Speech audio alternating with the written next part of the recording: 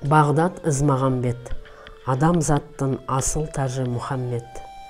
Асыл дінді адамзатқа таратқан, пайғамбар ғып жарылқаған жаратқан, уа Мұхаммед хақ Алланың елшісі, адасқанды құблаға қаратқан.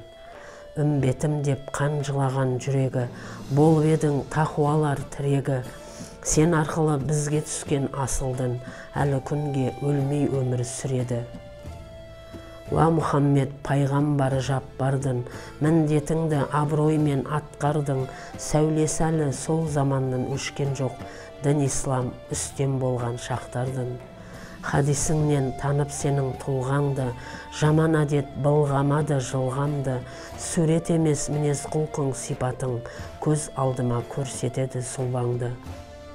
Уа Мұхаммед сансыз саған салауат, атыңды айтып жаңғырады ғаламат, адамдықты, имандықты туқылған, асыл дінің үмбетіңе аманат.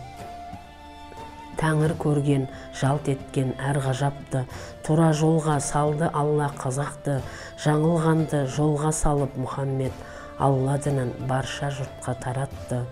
Алланы ұқпай, ақыл өсіп толмайсың, елді сүймей, шын мұсылман болмайсың, осы сөзді өнеге етіп қалдырған, уа Мұхаммед шапағатшы болғайсың. Текті еледік, ағыл тегіл тасыбек, жалмамасын қазағымды қасірет, уа жаратқан қияметте біздерді, пайғамбармен бір болуды нәсіп ет.